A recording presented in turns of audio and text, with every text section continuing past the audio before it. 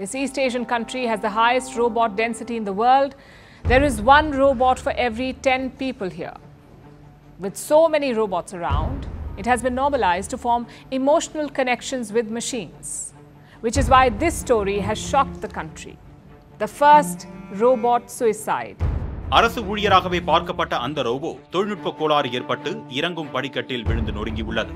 இந்நிலையில் ஓய்வின்றி அதீத வேலையில் ஈடுபட்டதால் தொழில்நுட்ப கோளாறு ஏற்பட்டு இப்படி நடைபெற்றதால் இது ரோபோவின் தற்கொலையாக பார்க்கப்படுகிறது. நல்லதோர் கற்பினையை கற்றுத்தரவே இந்த கற்பனை வழக்கு. Imaginative case to alert an unimaginable disaster ahead.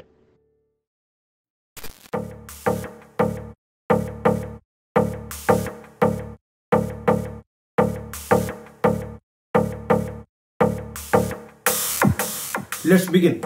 எனது கட்சிக்காரர் இந்த முடிவை எடுக்க காரணமாக இருந்த இந்த மேலதிகாரியின் மீது தகுந்த நடவடிக்கை எடுக்கப்பட வேண்டும் my lord. கட்சிக்காரரா? இது ஒரு robot. So what if it is a robot? முதலில் இதற்கு எங்கேயுமே சட்டம் ஏற்றப்படவில்லை.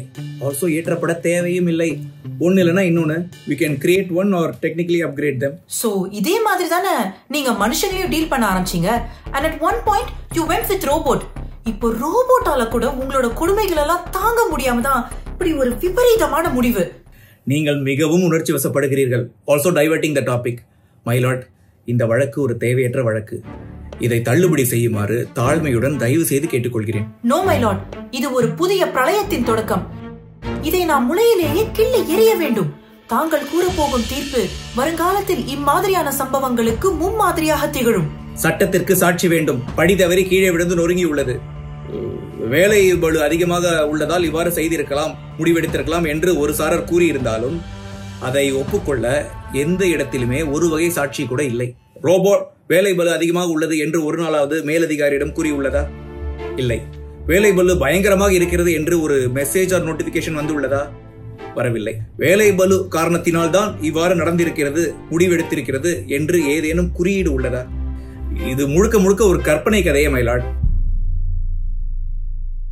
ரோபோட்டின் டிசைனில் மேலதிகாரியிடம் முறையீடு செய்யவோ அல்லது இம்மாதிரியான முடிவுகளை எடுப்பதற்கு முன்பு மெசேஜ் நோட்டிபிகேஷன் அனுப்பவோ டிசைனில் இல்லவே இல்லை.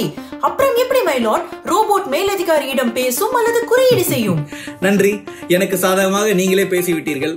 ரோபோட்டின் டிசைனில் எங்கேனும் தன்னைத்தானே மாய்த்துக் கொள்ளும் முடிவு இருக்கிறதா? இது ஒரு விபத்து. ஆஃப்டர் ஆல் அலுவலக பணிக்கான ரோபோட். இதற்கு எதற்கு? மனசாட்சியுடன் பேசுங்கள். ரோபோட்டுக்கு எதுக்குங்க மனசாட்சி?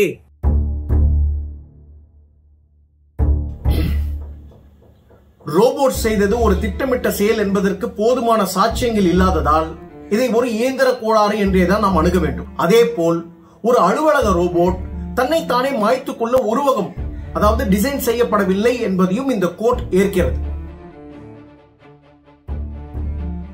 அதே போல் நாளை ஒரு இயந்திரம் ரோபோட் மனிதர்களை கொல்ல முற்பட்டால் அதையும் இயந்திர கோளாறு என்றோ அவ்வாறு உருவகம் செய்யப்படவில்லை என்ற கோணத்தில் மட்டுமே தான் தீர்ப்பு வழங்கப்படும் என்பதையும் இங்கு கூற கடமைப்பட்டுள்ளேன்.